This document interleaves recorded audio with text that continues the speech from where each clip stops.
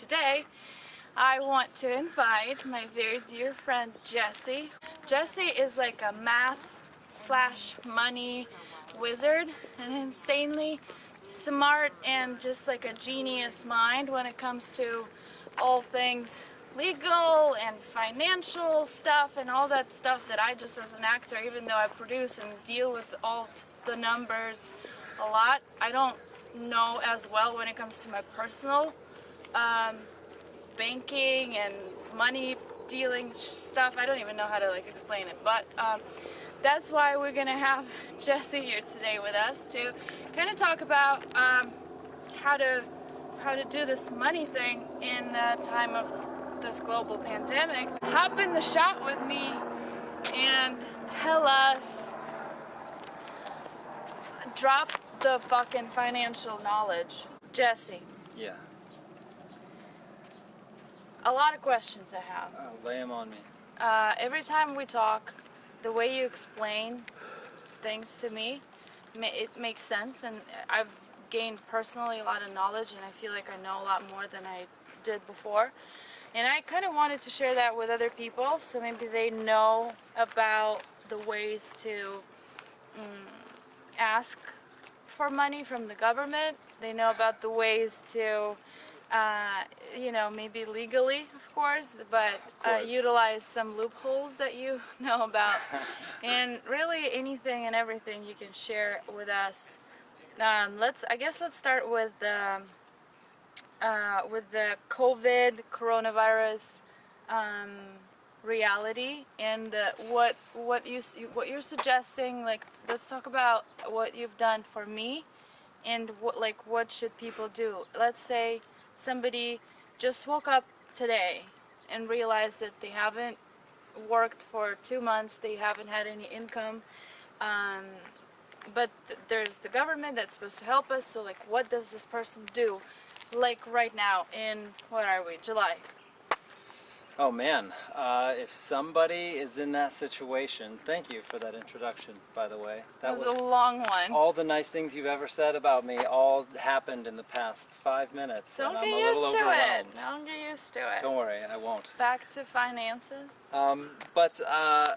So if somebody today just decided they were going to start trying to fix their financial situation, they'd not be in the best position. Right now, a lot of the money that was allocated to small businesses and individuals via the CARES Act and the stimulus plans, a lot of that money's gone now. How did it, okay, like let's go all the way to the beginning. So, I mean, I personally kind of can't help but think that there's some percentage of conspiracy and just the whole thing being political and somebody needing to get rid of that much money, because like how much money was given out initially with that PPP, whatever, the first stimulus check? Well, those are different things. It was part of one larger overall piece of legislation called the CARES Act. The PPP, the stimulus check, those were different. The stimulus check was for anybody who made less than $70,000. They were eligible for up to $1,200. At a certain income threshold, it begins to taper off until you're no longer eligible. The PPP, however, was for small and mid-sized businesses to continue to pay their employees, so they did not have to go on unemployment during the like you COVID lost crisis. me already. But like seriously, like I'm this dumb. I don't understand how it works that the country didn't have enough money. Like, let's take LA for example, to fix so many little things like fucking roads and fences and I don't know, like there's so many things that obviously need money, and then this happens and all of a sudden there's so much fucking money to give out and everybody gets $1,200. I'm just also like comparing it to Russia, where like I don't really know like right now how much money did people end up getting as like help from the government, But nobody was even talking about any kind of help. So, but like it happened really fast in the States. Like people got their stimulus check like super into it. Like you almost can't help but think like this was super fucking planned by somebody. Excuse my language. It's just like I'm emotional about two things. Like first of all, I really don't understand where all this money came from and how is it so can easily be dumped in the country just out to people. And then, yeah, and then just like, what do we do next? Well, a lot of questions in there. Go ahead. The money came from us. It came from taxpayers. At the end of the day, any government money is taxpayer money. So whatever money is distributed came from just all these people who are paying taxes to the government, yeah, via income tax and sales tax. But it's not necessarily, it's not like Congress or the state of California Treasury has, I think so far they've injected around over $4 trillion. That's They didn't insane. have that money sitting there. It's not like there was a checking account with $4 trillion and they just started writing checks out of it. So it was created? Yeah, effectively. So they're doing a couple things. They're borrowing. I guess you could almost think of it like a government credit card. Like they opened up a bunch of credit cards, and they sent that money out to us, and it's got to be paid back. Is that gonna be taxable? No, the stimulus checks are not taxable. And unemployment is not taxable. Unemployment is taxable. No way! Yeah, No unemployment way! is taxable. You're kidding! Yeah. In fact, What? if you apply for unemployment, You're joking. yeah, you have the option to, which I suggest. I'm gonna fucking flee the country by then. With the way it's going, Kanye really, guys, no. I mean, like, no comments about Donald Trump, but if Kanye West is even gonna, like, begin this journey, I feel like Putin is a better option for me. I think Kanye's already begun. Yeah, his but journey. you know, he can just be that person to kind of track some of, I don't know, whatever interest away Yeah. from. Oh, you think he's a I sleeper think agent? He's just trying he's to our guy. pull votes away from somebody who. Maybe he's our guy. Russians. Maybe he is. I'm Yeah. interested to see what his stance on drones and use of executive powers are. I can't wait to get into the debates and get Kanye up on Yes, stage. that'd be interesting. I mean, I'm sure he has something to say. It's just, it was ridiculous enough to watch not a politician do politics with Trump, and like at least he's like a business person, and here it's like, well, I mean, it's gonna take a very creative turn, I guess. Yeah, very creative. Like, Kanye's not a dumb guy. Well, tell me more about the money, though. So we got the stimulus check. We got the what's available now, because you and I did look into some submissions that are like for small businesses yesterday. Like, right, we were going over that. Like, so there's still more money to give.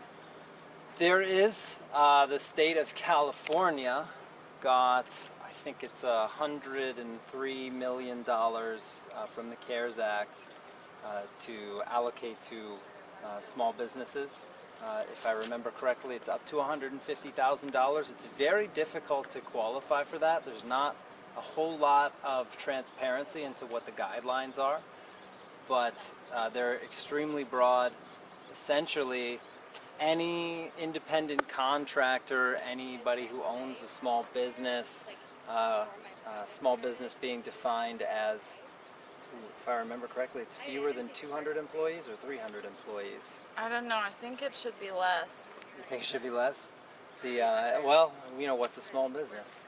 I'm a small business. Exactly. But then there's also like a micro business. The micro business loans, yeah, that's more for independent contractors. That's for people who are working only for themselves as a business, but really it's just a person who their skills or their services is a business. So that way it allows them to write things off. If, for example, you have to buy a lot of equipment in order to complete a construction job or a filming job, something like that, then you can write that off to offset your income. So that's what those micro business loans for. But there's a lot of people who do very well as independent contractors and can qualify for a lot of money. And so those micro loans are for some people who run, very, very small businesses. They're extremely helpful. And then for some of these larger small businesses who are employing a lot of people and are having to make decisions, do we lay people off? California just shut down again. So what are you going to do with your staff? Another thing I staff? don't understand. Are we in quarantine currently? Yeah, we are. Because I feel like people stop tracking like the news at some point just because of how different it was, like so much different information coming at you from all kinds of fucking sources and everybody. How you doing? I feel like it's really good in a way to go through something like this, something so crazy as this pandemic, because for example, like all restaurants now have like outside seating and stuff like that. Like to me, it's ridiculous that they didn't, because like in Russia, every restaurant has a summer patio, but like we're a seasonal country, so they're not like open for like throughout the year, but like some places like California should have outside seating in restaurants like all year long because there's no snow. I mean, like to me, it's a logical, idea, which I didn't see, and now like so many restaurants are opening just patios outside and stuff like that, but like it wasn't allowed before. So now is the city changing the rules for that, or is it just like kind of bending the rules because of the virus, and then when it's over we're gonna go back to like not being able to have selling alcohol outside and like drinking outside and having seats outside? Like how does that work? Also, like, doesn't it blow your mind that like all rules apparently don't really exist, that are not really rules, but now we're in these phases, and like the phases don't have expiration date, but like every statement that we see from the government says until the end of phase 2, and then you're like, okay, phase 2, and then there's no beginning or end to any of this, and it's like super fucking confusing. And with the money, it's even more confusing. So I mean, I'm sorry, I'm like venting at you, but I feel like you have at least some questions, or the way you explain it to me personally when we just talk always seems to calm me down. So like keep dropping knowledge at us. Sure. So when the state of California, when Governor Newsom declared an emergency, what he did effectively was give himself an extremely broad range of powers that he normally doesn't have. So what they were able to do is basically temporarily waive a whole lot of laws and regulations, like for example being able to drink alcohol outside or sell alcohol onto the streets. That's my favorite, personally. Yeah, well, I feel like it's a little New Orleans. Sorry. Yeah, so they've done a lot to try and mitigate what's happening with this economy, to stimulate businesses, and I guess it's like that libertarian argument: any law that can be waived during a period of an emergency is not a good law and doesn't need to be a law. So once this emergency is over, nobody's really sure if they're going to use this as an opportunity to relax those regulations, use this as an opportunity to tighten those regulations. Technically speaking, everything is supposed to go back to the way it was, but that's realistically not actually how it happens. Some things are going to change. The only one who feels like very uncertain about everything, like. No, I don't think you are. I speak to about 100 people every day, and just in general, back in January, February, as I was talking to people, about their finances, everybody was very sure, very committed. They know exactly what's going to happen.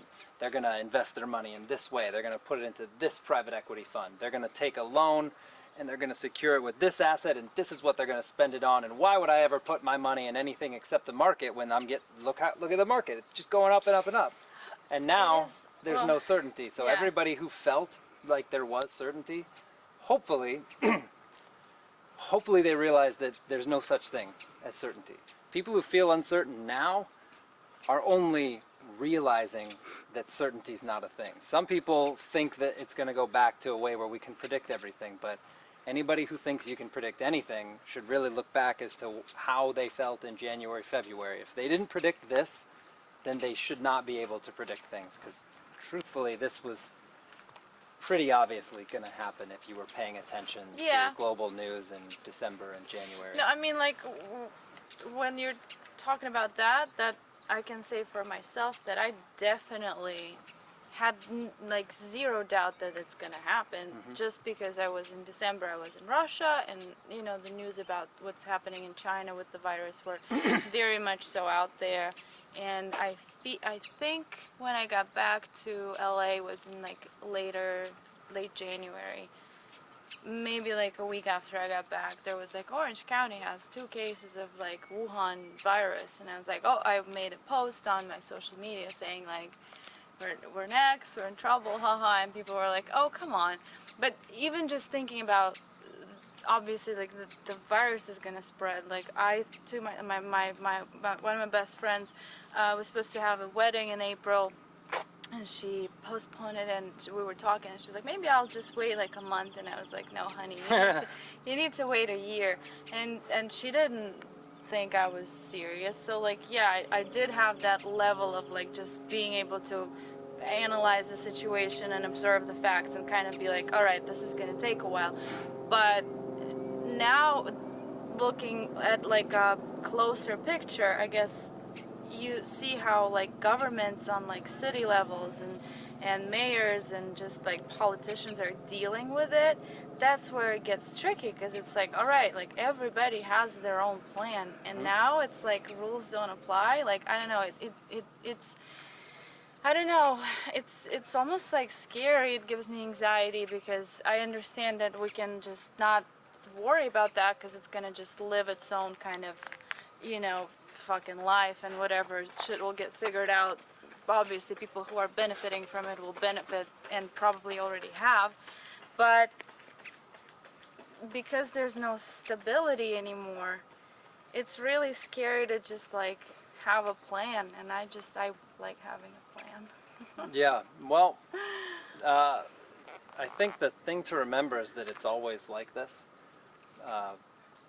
We see it, we're paying more attention to it, but everything that's going on with the politicians, with states having differences of opinions and differences in how they want to handle things, this isn't anything new, really. This is business as usual. The only difference is we put a microscope on it for the first time. But you kind of have to pick sides. Are you going to be like the one to obey the rules and wait it out? Or are you going to be the one who's going to be like, 90s in Russia? Like, there's no law, so we're going to take advantage. And I mean, okay, so going back to like the 2 sides that I'm seeing, because even with like film production, right? I talked to some people and they're like, well, but we can't get a permit, so we can't film, so what are you doing? Like, I saw you posted something, and are you on set? Like, isn't that forbidden? And I'm like, well, first of all, okay, one good and bad thing about this country is like every state is like its own fucking place, and they make their own rules. So if you really need to shoot something, you can go to Oklahoma, you can go to fucking Georgia. I don't know, I don't remember the exact list, but some states are open, some states are not. Obviously, California being so liberal, we're gonna be the last ones to open, and it's confusing because it's like the biggest place for film production, right? Like all the studios, all the little producers, independent people like me.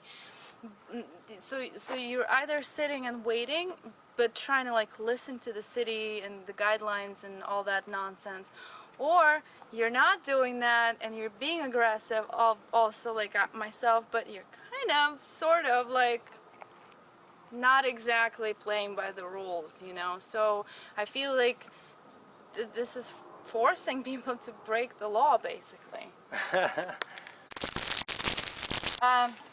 I've been working on a feature film. We're shooting this independent sci-fi dramedy, and the way that it's been coming together, it's really funny. Like, it's so beyond funny, and I didn't expect that because I've worked with my co-lead on something else before, but it was kind of, I guess, dramatic. She didn't like him. No, he's married. Not like that. No, I mean, okay. she didn't like him personally. Oh. She thinks he's a bad guy. No, the And a problem is, like, terrible we actor. play a couple And a in bigot. this. We play a couple in this movie, and in real life, the guy is married to a Russian woman. Oh. So it's really fucking scary. Because Russian women are violent, Yes, brutal. they are. 2 minutes? It's been 2 minutes. It's probably been more than 2 minutes. Okay, we're good. I was just talking about my movie, and he stopped. Let's keep talking But about yeah, the keep movie. on talking about the movie. Let's just go this way now. So, Okay, I was saying that in Kate this... is making excuses for her violent behavior. Can I just tell a little bit about the movie? Yes. So it's a feature film. It's a sci-fi dramedy that's coming together to be something very funny because of the cast, and I feel like we've all just have an amazing chemistry that I wasn't aware of because of like how hectic it all came together during the pandemic and everything. But the really scary part is that my co-lead in real life, well, we play a couple in the movie, but in real life he's married to a Russian woman. And that's fucking scary because even though it's film and we're acting, it makes me very uncomfortable because Tatiana is no joke. And I just feel like at the end of each day she's gonna just come over, punch me in the face. But she doesn't do that. She comes over, we smoke cigarettes. She's a lovely lady. I love her. But it's scary. That's the strongest emotion that I've felt so far shooting. Fear. It was fear for Tatiana. Use it. I do use it. It's been lovely. We don't have much, but we are doing it because it's COVID times, and there's nothing else you can do. You just gotta keep fucking... You know, the key is to stay busy, Yes. but the real key is you gotta fucking create the busy part yourself. Yeah, exactly. What point do you fucking start asking people for money though? Like, because I know how to do it for a film, but like, don't somebody have to pay for it? Like sponsor and shit? I don't know. Do I need far, like we a are sponsoring this. sugar daddy, podcast daddy? Could be a sugar Daddy. daddy. Could go on Seeking Arrangement. I'm actually really proud of this podcast, and I feel like now that there's like at least like 10 or 15 videos up there, and people can go and see that, you know, they're bloopers, little teasers that are like funny cuts with just funny moments when we like roast each other or whatever. Then there's like a fuller episodes with some information about like Hollywood and movie making and now finances and how to survive and how to bend the rules, how to break the law or not, how to make that choice, whatever you want to do. But like I guess we have like a good amount of everything each time, and we're working our fattiest medias. So there's like sport and recreation and health aspect. And I feel like, you know, it's almost time to start like really targeting some people who can be potentially interested in sponsoring this, I guess, right? How does it work? The way that it generally works is at a certain point you... Can we switch with you? We're going to walk forward? Yeah. Oh, well, no, we're just gonna stand maybe for a little bit. So at a certain point... Can you walk backwards at all? It's difficult because I can't really look behind me. Yeah, you're going to have to use your intuition. Is it uncomfortable? Let's not do it. Okay. Okay, the 2 minutes on, what was the question? When do you ask for money on a podcast? I don't know, I've never done it. You said that you were looking up some marketing of podcasts. Yeah, so podcasts are really interesting. The way that they generally get financed, at least in the beginning, is via product affiliates. So people who come on to the show who have a large following and are perhaps represented by a product, they will oftentimes use that product as But like, the do they sponsor. give you money? Let me get to it. No, because I understand how movies work, right? And like the sales This and is all of not this. how movies So, well, So, I get- so let's say you have a guest. Let's say I'm sponsored by Gymshark. who's Gymshark? They do boxing gear, like clothes. Okay. And I come on the podcast. Oh, We do the Jim. podcast. Yeah, Jim. Not Jim. Not Jim. Like, hey, Jimmy. So they come on. You do the podcast. There's a little pitch for Gymshark. There's also a little link at the bottom Yeah. where any of your fans can go on my affiliate link And get a discount. and get a discount, or maybe not even a discount. Maybe they get a special So product, whatever, and you basically- get a cut of that. Like the only way to make money from this is if YouTube channel starts hitting like a certain amount of views, and then you'll just monetize it. Yeah, or you can sell ad space. Ah, okay. Well, we'll try all that. And I'm actually hoping that, whatever, why not? It can be very successful. I feel like I'm entertaining, and I feel like I can get like some interesting people lined up. Unfortunately, today didn't. It'd be great if you could find somebody who's funny. That would be cool. Yeah, right. I agree. I know. I disagree, but it doesn't matter. I'm funny though, right? Mike, I'm sorry, what? do you think I'm funny? All the time. I'm not sure you intend to be sometimes, but, You're lying. Funny. yeah, you're funny. If you're into dark humor. So we don't really I need am. somebody. Then we just can have me. Yeah. I just need to be prepared. But whatever. I have a really good friend of mine, an actor, who said that there's a bunch of people lined up.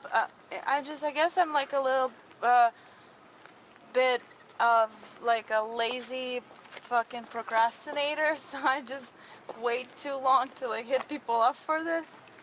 Also, like, there's a lot of fear because I'm like, fuck, and then I have to explain like the walking and the talking when I really like am approaching somebody who's not like a friend who just I think would be an interesting guest.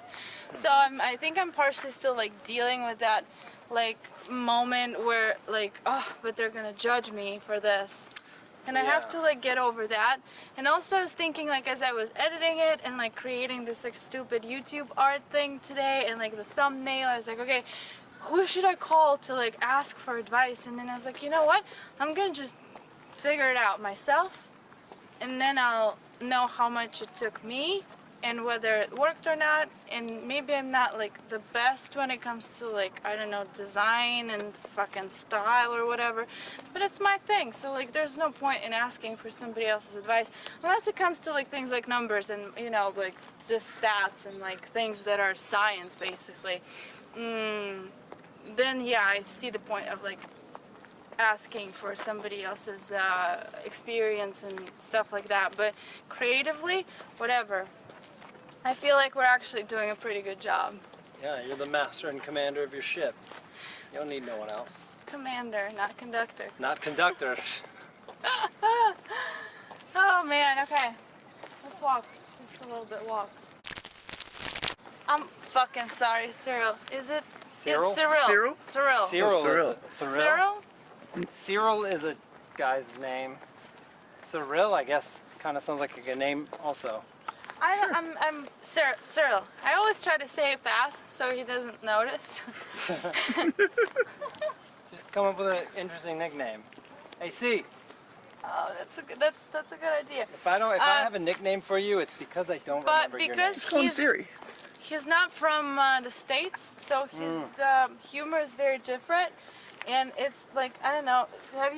are you a fan of like French films? I am, yeah. So The it's like that my CEO is the French. very European comedy, but like because we're shooting it here with American actors, it's kind of like also like meets that sitcom-y timing. Yeah. But because we're also all friends in real life, we kind of really don't feel awkward taking our time acting out that comedy. Yeah. So it's like kind of, you know, like you and I have this comedic interaction where it's like we can roast each other, blah blah blah blah blah, but then, you know, like the dynamic is there, Right. and it's something that happens over time because you just need to get to know the person, and Yeah. because we've been lucky enough to have that privilege of just knowing each other in real life, we have like it's just hilariously funny. Mm-hmm. But I guess overall it's about love, and it's about this couple that is you know, just digging into some couple bullshit and relationship bullshit until he gets drunk and passes out and wakes up in a different time. And knowing what has happened before, he wakes up in the past. Oh. And so he tries to fix the events so that so that it doesn't unfold the way he knows that it's gonna unfold in the future. Mm-hmm. But it's gonna end up not working. And basically, I You guess just ruined the movie for us. Thanks for the spoilers. Why? I'll cut it out. But we want to now watch we this know. movie. Mike and I are. No, wanna see well, it. but that's what it's about. It's about basically whether you think you have control over your destiny or not. The destiny has a bigger plan overall, and Yeah. whatever you do, not necessarily is going to change. So it's like free will versus determinism. Free will versus Determinism? determinism. Free will versus determinism. There's a theory that all things that happen have to happen, and I that's like determinism. determinism. So you don't actually have free will under this theory. It's everything that you do is predetermined. You feel like you have free will, but you were always destined to make that decision. We're going to have to call Cyril and ask him. That's interesting. I really like movies that deal with time as a part of the setting and as a part of the conflict. One of my favorite movies of all time is this anime movie called Your Name. And this guy and this girl, they swap bodies, they've never met, they don't know why, and they keep switching back and forth occasionally and can't figure out why. And then one day it just stops, and the boy goes on a journey to try and figure Can out. you even hear him? I don't know. What? I don't know if we can hear you. Oh man. Yeah. Well, this boy and this girl, they swap bodies, they don't know each other, back and forth, and they can't figure out why. And then one day it just stops, and the boy has to go on a journey to figure out, to find her, and he discovers that she lives 3 years behind him. And so when they were swapping bodies, they were traveling through time, and a big obstacle in the movie is the fact that she was living in, I think it was 2005, while he was in 2008. And it's just a really beautiful story. It's a really interesting set piece. I love when people do that. This is going to be our final spot. It's very yeah. cold. This getting there, yeah. So yeah, that's what the movie is about. But there's a lot of comedy and like friendship stuff and love, and we're filming in LA. It's fun. And then we're doing this, and then I'm hoping for other deals to come through. I don't know what's the traveling gonna be like. That's another thing I'm feeling like it's hard to predict, because you can't technically buy tickets, but am I gonna make it to Russia? I don't know if I go, because there are tickets that you can go through like Istanbul, whatever, New York, directly through Europe, or however. The tickets are available, but they're saying that people are stopped and questioned and then put in quarantine, and I don't know. My dad told me that he doesn't want to be in quarantine and he would have to, and then like what he does agriculture actually. So he's been fortunate enough to not have to stop working throughout this. But then, like, if a family member just travels from the States and has to be quarantined, does he have to stop what he's doing? Are they fucking checking it? Is there enforcement of these rules, or nobody cares? I don't know. So it's confusing. But I'm hoping for work to continue happening, at least this, you know? Yeah, Yeah, you make your own work. exactly. Yeah, I think a result of this will be a lot of people are going to start their own businesses. I think a lot of things in the world that we know as normal are going to change. Think about how many people were running a business and renting office space for $10, $15, $20,000 a month, and now they were forced to send everybody to work from home, and they just realized They don't need an office. I don't need an office. Well, see, that's what happened with international students, right? They're basically saying if all these programs that you came to this country to have, if you can do all that online, you don't need a student visa to be in the country.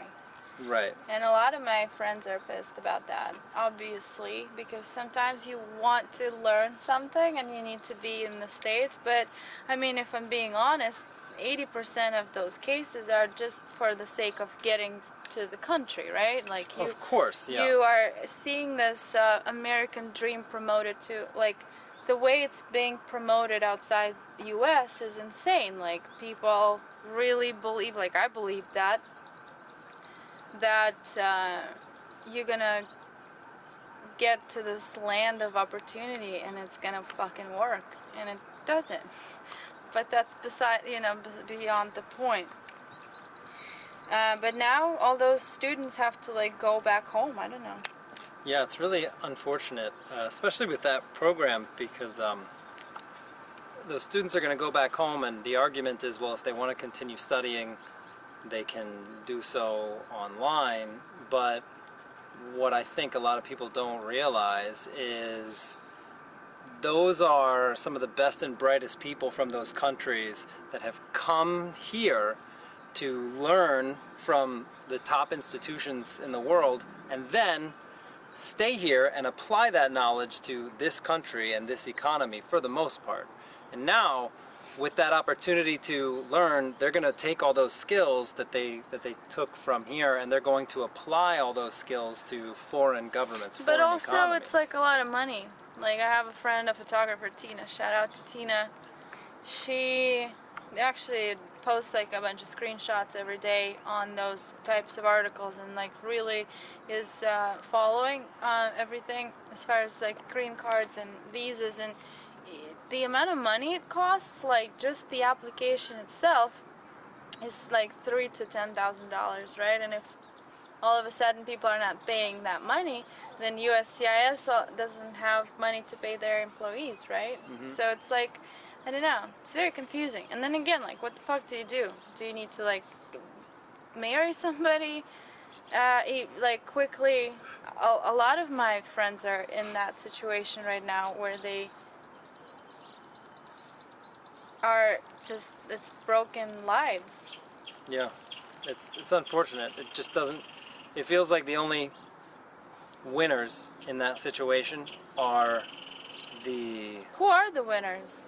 I feel like the winners are the people who live and come from places where, if you're an intelligent, driven, ambitious person, and you take the initiative and do the work to leave that place and try and find something better, and those people all end up getting sent back to that place, like those communities are going to benefit to the detriment of, to the detriment of the U.S. Long term, our What about economy is like going to be in the hurt. States? I don't know. Honestly, I feel like in the beginning it felt off, and you didn't know what's up with the virus, and we all kind of like freaked out for a second and stayed home, and we're waiting on like statistics and science to help us figure it out.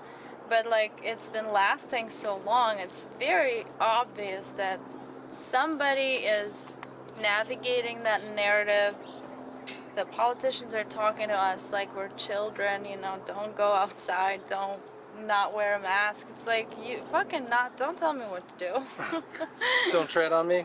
Well, I'm exaggerating a little bit, but it's almost beyond any reason and logic, and I feel like it's I'm sorry to say this, but conspiracy is like the only logical thing I can think of, because there's no way you can just shut it all down for so long and think that that's okay. No, and you know, anyone who thinks that maybe doesn't understand the nuts and bolts of how things actually work, but I wouldn't call it a conspiracy. This is business as usual. Yeah. This is just how politics are. Anytime something happens that is newsworthy, we have a for-profit media industry, so whenever there's something that is capturing people's attention, anyone with power or who seeks power is going to use those narratives to co-opt a movement and get it to work for their own individual needs. Like, legally, can they, like, fine you for not wearing a mask? Yes, they can, actually. But I can't imagine anyone's going to actually get Would it fined. be a misdemeanor? I think it's an infraction. Yeah, it's just a ticket. Fraction my ass. Who's ready for tequila? Woo! Are you hungry, Mike? Always. Soup time, baby. I don't know yet. I'm gonna check on my multiple Look. messages. Kate's got several dates lined up. You and me are getting soup, Okay. regardless. Kate takes all her dates to Don Cuco, so we'll go to a different Don Cuco's. Wait, I don't know yet. I'm trying to figure it out. But I might have to do a meeting. We shouldn't be rolling on this because that's confidential It's a date. information. We are. We only have 19 seconds left on this roll, though. Oh so- my God, 19 seconds. Should we Okay, run? thank you so much for coming. Oh my God, I was gonna come anyways. Thank you so much for watching. I'm sorry I'm saying this again, but subscribe to no, I need to rehearse that. Subscribe to my channel. Or don't. Don't tell us what to do. Subscribe to my channel. Actually, subscribe. Though. Subscribe.